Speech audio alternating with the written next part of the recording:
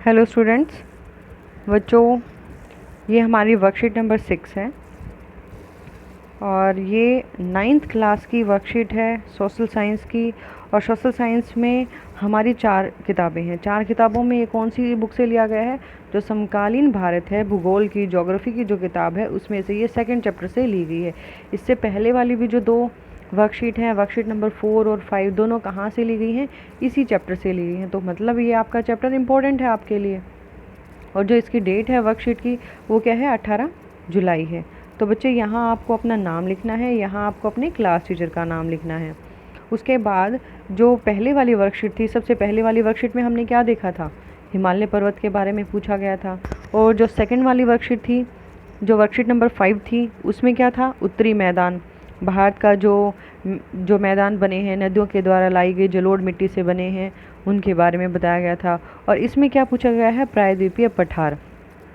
तो यहाँ पर हम एक एक चीज़ को समझते हुए आगे बढ़ेंगे। तो देखो, यहाँ पर हमें एक एक शब्द को समझना है अच्छे से, क्योंकि बच्चे, ये जो आपकी वर्कशीट हैं ये आपके लिए इम्पॉर्टेंट हैं। अभी बार हम स्कूल नहीं जा पा रहे हैं, जिसकी वजह से सरकार ने हमें ये वर्कशीट प्रोवाइड की हैं और इन्हीं में से आपके एग्ज़ाम्स होने हैं। तो आपको हर वर्कशीट को अच्छे से समझना है।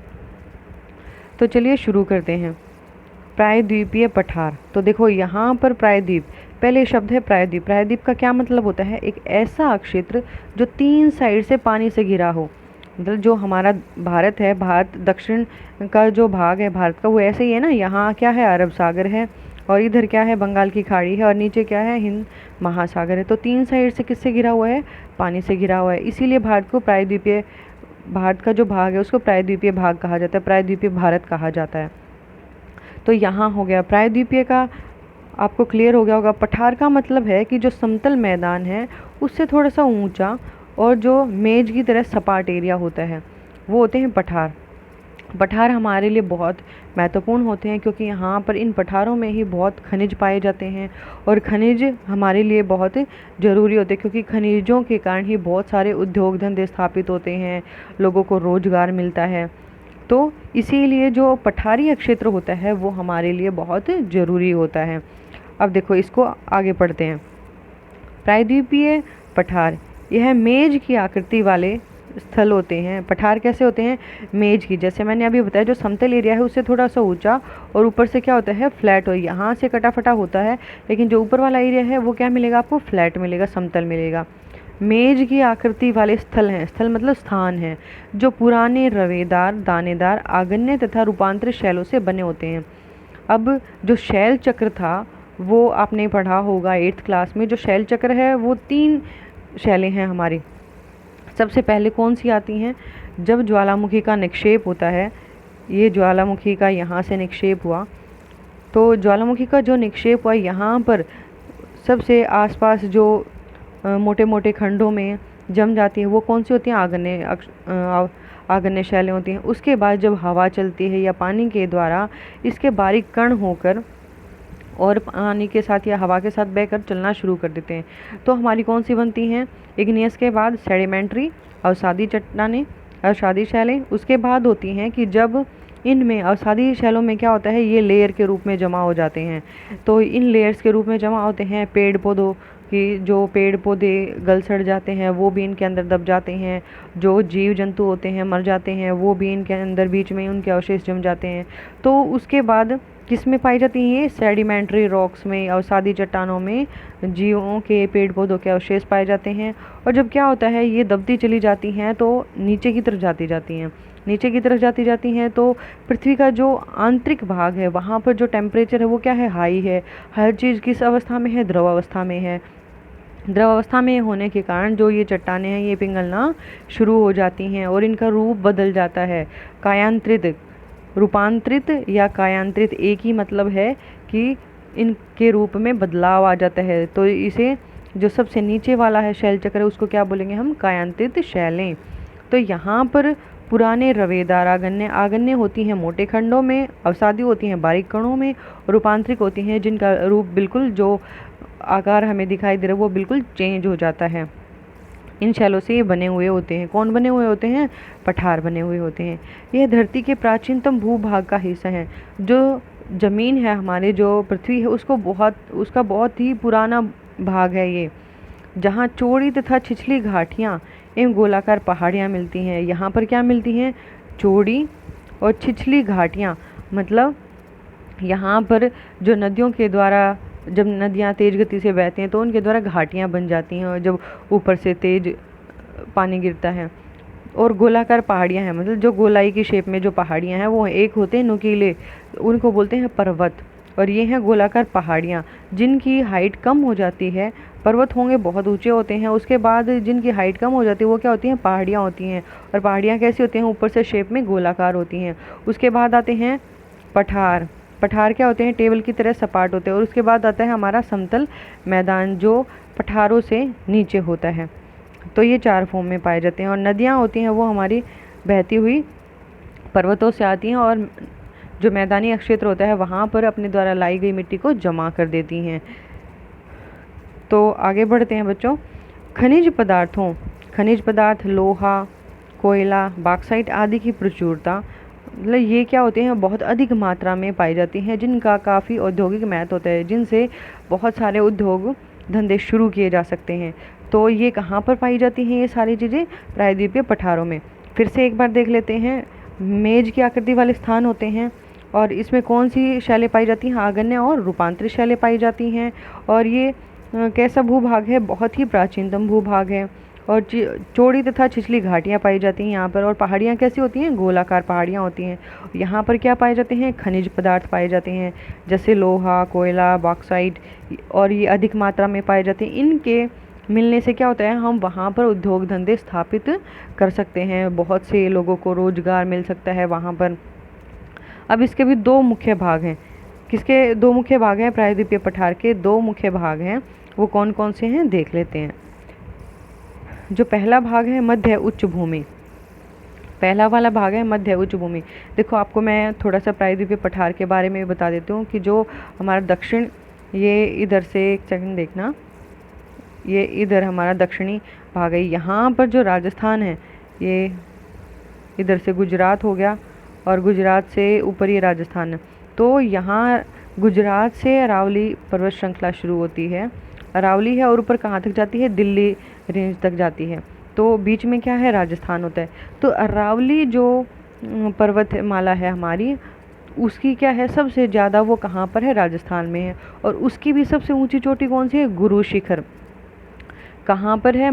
जो माउंट आबू है राजस्थान में, वहाँ उसके आसपास में एक गुरु शिखर चोटी है, जो किसकी सबसे ऊंची चोटी है? अरावली की सबसे ऊंची चोटी है। गुरु शिखर के बाद सेकंड नंबर पर क्या आती है हमारी? यहाँ पर है मालवा का पठार।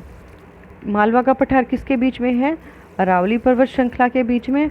और जो इधर विंध्याचल पर्वत है, इन दोनों के बीच में क्या है? मालवा का पठार है।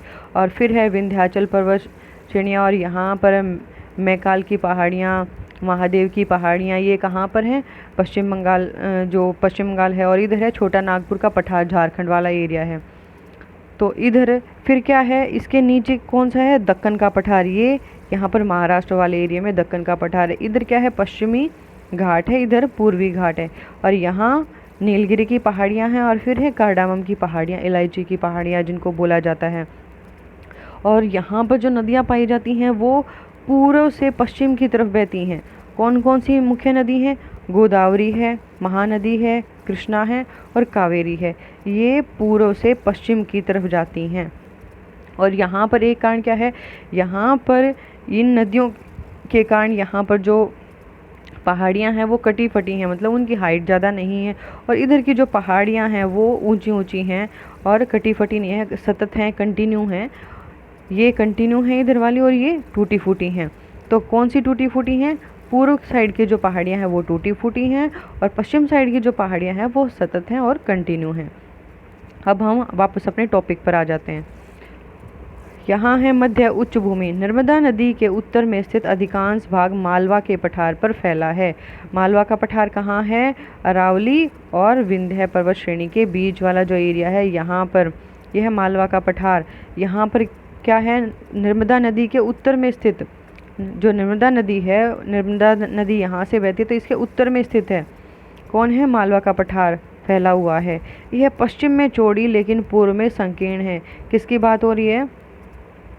नर्मदा नदी के बारे में बताया जा रहा है कि पश्चिम में क्या होती है, ये चौड़ी है जो नदी बह रही है, और पूर्व में ये संकीर्ण है, मतलब इसकी जो चौड़ाई है वो कम होती जाती है। पूर्वी विस्तार को स्थानीय रूप से बुंदेलखंड तथा बघेलखंड के नाम से जाना जाता है। और जो पूर्वी विस्तार है इसको किस नाम से जाना जाता है? बुंदेलखंड के नाम से जाना जाता है और बघेलखंड के नाम से जाना जाता है, जो आगे बढ़कर छोटा नागपुर का पठार दर्शाता है। फिर ये जो मध्य उच्च भूमि वाला एरिया है ये आगे जब बढ़ता है तो किसको दर्शाता है? जो छोटा नागपुर का पठार है, कहाँ है? झारखंड में। इस क्षेत्र में बहने वाली नदियाँ चंबल, बेतवा और केन इत्यादि हैं। मध्य उच्च भूमि में जो नदियाँ बहती हैं वो कौन कौन सी हैं? चंबल नदी है, बेतवा नदी है और केन नदियाँ हैं, जो यहाँ पर अपना जल प्रवाहित करती हैं। उसके बाद ख भाग देखते हैं, दक्कन का पठार। दक्कन का पठार कहाँ है? जो यहाँ मैंने बताया था अरावली है, फिर मालवा है, फिर विंध्याचल है, और यहाँ इसके पश्चिम में कौन सा है? दक्कन का पठार है। तो यहाँ पर है हमारा दक्कन का पठार, महाराष्ट्र से इधर पूर्व की तरफ फैला हुआ है। पश्चिम में ऊंचा एवं पूर्व की ओर कम ढाल वाला है। पश्चिम में कहाँ पर ऊंचा है? जो महाराष्ट्र वाला एरिया है यहाँ पर ये ऊंचा है, और पूर्व की तरफ क्या है? इसका ढाल कम है, उसकी ऊंचाई कम है। यहाँ पाए जाने वाली काली मिट्टी है जिसे दक्कन ट्रैप कहा जाता है। यहाँ पर कौन सी मिट्टी पाई जाती है? काली मिट्टी पाई जाती है, जिसे दक्कन ट्रैप भी कहा जाता है। और काली मिट्टी किसके लिए उपयोगी होती है? कपास की खेती के लिए, जहाँ पर कॉटन, बहुत सारी कॉटन उगाई जाती है। क्योंकि कॉटन के लिए कौन सी मिट्टी बहुत अच्छी होती है? काली मिट्टी अच्छी होती है। तो यहाँ पर कपास भी अधिक मात्रा में उगाई जाती है। ज्वालामुखी निक्षेप से बनी है। कौन बनी है? जो दक्कन का पठार है हमारा वो किससे बना है? ज्वालामुखी के निक्षेप से बना है। ये कपास की खेती के लिए सबसे उपयुक्त है। कपास क्या होती है? कॉटन, जो रुई होती है उसको बोलते हैं कपास। कपास की खेती के लिए सबसे उपयुक्त है। कौन है? ये काली मिट्टी कपास की खेती के लिए सबसे अच्छी मानी जाती है। अब सेकंड है, नर्मदा नदी के दक्षिण में स्थित त्रिभुज आकार जिसका आधार उत्तर की ओर सतपुड़ा की श्रृंखला और पूर्वी तथा पश्चिमी सिरे पर पूर्वी घाट और पश्चिमी घाट है। जो दक्कन का पठार है इसमें क्या बताया कि नर्मदा नदी के दक्षिण में स्थित यह त्रिभुजाकार का है, ट्रायंगल की शेप में है, और जिसका आधार उत्तर की ओर सतपुड़ा की श्रृंखला और पूर्वी तथा पश्चिमी सिरे पर पूर्वी घाट और पश्चिमी घाट है। इसमें क्या बताया कि जो प्रायद्वीपीय पठार है इसकी उत्तर में नर्मदा नदी बहती है, और इसके पश्चिम में पश्चिमी घाट है, पूर्व में पूर्वी घाट है, और यहाँ नीचे नीलगिरी की पहाड़ियाँ हैं, उससे नीचे कार्डामम की पहाड़ियाँ हैं। तो उसके बाद है पूर्वी घाट। ये हमारा है पूर्वी घाट। औसत ऊंचाई, जो पूर्वी घाट है उसकी जो औसत ऊंचाई है वो कितनी है? 600 मीटर है। विस्तार कहाँ तक? इसका फैलाव जो है ये कहाँ तक फैला हुआ है? महानदी घाटी से दक्षिण में नीलगिरी तक। ये यहाँ पर जो महानदी बहती है, महानदी है कृष्णा है, कावेरी है, कावेरी नदी के यहाँ पर है नीलगिरी की पहाड़ियाँ। तो ये कहाँ से कहाँ तक बहती है? महानदी की घाटी से शुरू होके और दक्षिण में मतलब यहाँ पर दक्षिण में नीलगिरी तक ये फैली हुई हैं। कौन फैली हुई हैं? जो पूर्वी घाट है ये फैला हुआ है। और बंगाल की खाड़ी में गिरने वाली नदियाँ, बंगाल की खाड़ी में कौन कौन सी नदियाँ गिरती हैं? ये इधर वाला हमारा बंगाल की खाड़ी है, इसमें कौन कौन सी नदियाँ गिरती हैं? गोदावरी, कृष्णा, कावेरी के कटाव के कारण विस्तार अनियमित है। अब ये क्या करता है कि जो गोदावरी नदी है, कृष्णा नदी है, कावेरी नदी है, कटाव मतलब जो पानी गिरता है, जब पानी ऊंचाई से गिरता है तो वो क्या करता है? नीचे वाली मिट्टी को काटता है। तो कटाव के कारण जो विस्तार है, जो फैला है उसका वो अनियमित है, उसका कोई ये नहीं पता है कि वो कहाँ तक फैला हुआ है। ये नदियाँ बंगाल की खाड़ी में गिरने से पहले उपजाऊ डेल्टा बनाती हैं।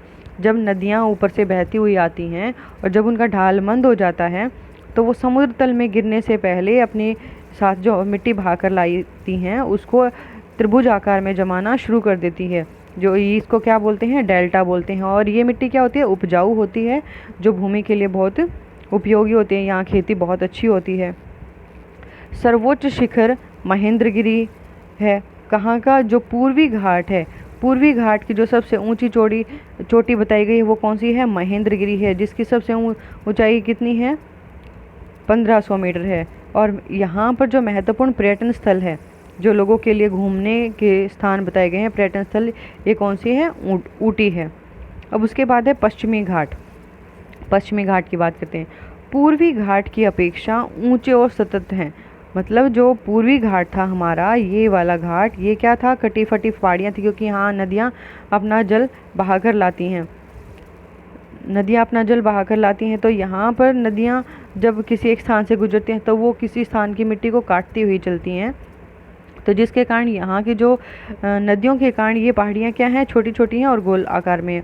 और इधर वाली जो पहाड़ियाँ हैं वो क्या हैं? कंटिन्यू हैं, सतत हैं। इनकी ऊंचाई कितनी है? 900 से 1600 मीटर। यहाँ पर जो पूर्वी घाट की पहाड़ियों की ऊंचाई थी महेंद्रगिरी थी, और कितनी ऊंचाई थी सबसे ज़्यादा? 1500 मीटर बताई गई है। और यहाँ पर कितनी है? 900 से 1600 मीटर है। पश्चिमी घाट की नदियाँ, जो पश्चिमी घाट की तरफ इस साइड की जो नदियाँ हैं उसमें नर्मदा, ताप्ती, शरावती अरब सागर में गिरने से पहले एस्चुरी ज्वार नदमुख बनाती हैं।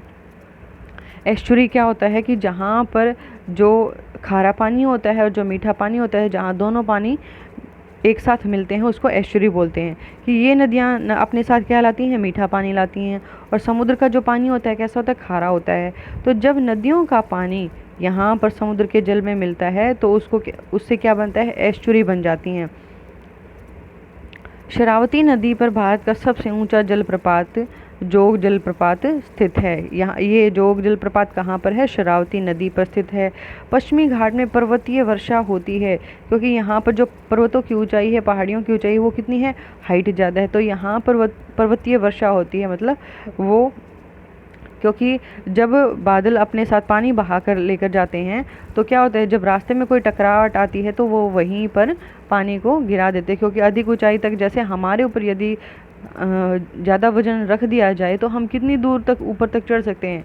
एक टाइम के बाद तो हम भी मना कर देंगे कि नहीं, अब और नहीं चला जाएगा। तो वही बात यहाँ पर किसकी है? बादलों की है। कि वो जब अपने साथ जो पानी लेकर जा रहे हैं और उनकी वहन अक्षमता, लेकर जाने की जो कैपेसिटी है वो ख़त्म हो जाती है, तो वो वहीं पर पानी को गिरा देती हैं बारिश के रूप में। सर्वोच्च शिखर अनाईमुदी है, जिसकी हाइट कितनी है? 2695 मीटर है। तो बच्चों ये थी हमारी आज की वर्कशीट। अब इसके क्वेश्चन आंसर देख लेते हैं।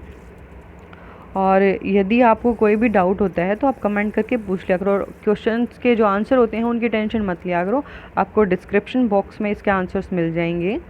अब देखते हैं हमारे आंसर्स। कौन सा भारतीय भूभाग ज्वालामुखी निक्षेप से बना है? हमने अभी अभी पढ़ा था, यहाँ पर है दक्कन का पठार। ये दक्कन का पठार है जो ज्वालामुखी निक्षेप से बना है। ये कहाँ पर है? प्रायद्वीपीय पठार के दक्षिण में और पश्चिम में स्थित है। जो महाराष्ट्र वाला एरिया है यहाँ पर क्या है? दक्कन का पठार है। काली मिट्टी पाई जाती है, कपास की खेती के लिए बहुत उपयोगी है। लेकिन इसने क्वेश्चन क्या पूछा है कि कौन सा भूभाग भारतीय ज्वालामुखी निक्षेप से बना है? तो यहाँ आएगा हमारा दक्कन का पठार।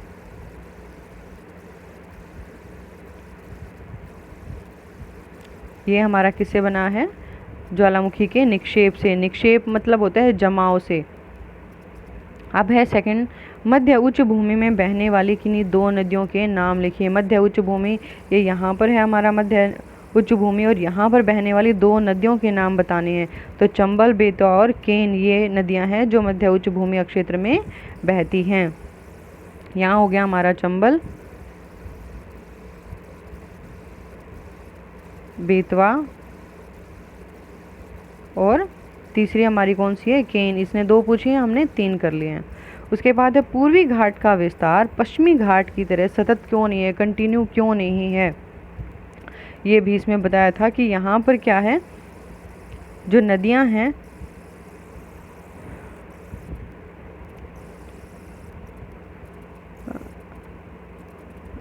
पूर्वी घाट की अपेक्षा ऊंचे और सतत हैं। क्यों हैं? क्योंकि यहाँ पर नदियों, बहुत सारी नदियाँ नहीं बह रही हैं, और नदियों के बहाव की वजह से वो कटे फटे क्षेत्र, क्योंकि नदियाँ क्या हैं? अपने साथ मिट्टी को बहा कर ले जाती हैं, घाटियाँ बना देती हैं, काट छाट करती हैं, जिसकी वजह से यहाँ पर क्या होता है? कटाव होता है। ये यहाँ पर लिखा भी है कि नदियाँ कटाव के कारण अनियमित है। जो पहाड़ियों का विस्तार है, गोदावरी, इनके कारण अनियमित है। तो नदियों के कटाव की वजह से नदियों के कटाव की वजह से पूर्वी घाट पश्चिमी घाट की तरह सतत नहीं है। ये हमारा थर्ड का आंसर है जो मैंने अभी बताया। अगेन रिपीट कर देती हूँ कि पूर्वी घाट का विस्तार पश्चिमी घाट की तरह सतत इसलिए नहीं है क्योंकि वहाँ पर नदियों के द्वारा अनियमित कटाव किया जाता है। उसके बाद क्वेश्चन नंबर 4 है, प्रायद्वीपीय पठार हमारे लिए क्यों महत्वपूर्ण है? संक्षेप में लिखिए, मतलब आपको डिटेल में बताना है। तो देखो, जो प्रायद्वीपीय पठार है वो हमारे लिए क्यों महत्वपूर्ण है, तो यहाँ देखो बच्चे, यहाँ पे बताया भी गया है कि जो हमारा प्रायद्वीपीय पठार है, प्रायद्वीपीय पठार में क्या होता है, बहुत सारी नदियाँ हैं जो कहाँ बहती हैं। ये हमारा हो गया, यहाँ पर बताया, एक तो खनिज पदार्थ यहाँ पर पाए जाते हैं और खनिज पदार्थों की प्रचुरता के कारण यहाँ पर औद्योगिक महत्व है। बहुत सारे उद्योग धंधे यहाँ पर चलाए जा सकते हैं जिसकी वजह से लोगों को रोजगार मिलता है। ये हो गया हमारा पॉइंट। और इसमें दूसरी भी जो बातें हैं वो कौन कौन सी हैं, जो नदियों का उद्गम है, नदियों का जो उद्गम होता है ये यहाँ से शुरू होती हैं और इधर की तरफ बहती हुई चली जाती हैं। तो यहाँ उद्गम होता है जहाँ से उसका जन्म होता है और यहाँ से इनका जन्म होता है और ये इधर की तरफ चली जाती है। तो जब ये इधर की तरफ बहती हुई जाती हैं तो अपने साथ मिट्टी को काट कर लेकर जाती हैं। तो यहाँ से जो पहाड़ियाँ हैं वो क्या हैं, कटी फटी हैं, गोल आकार की हैं, कटी फटी हैं और छोटी छोटी हैं, दूर तक कंटिन्यू फैली नहीं हैं। और यही हमारे रीज़न है। अब हमारे हो गए चारों क्वेश्चन। अगर यदि आपको कोई भी डाउट आता है तो आप कमेंट करके पूछ लीजिए। Thanks for watching video.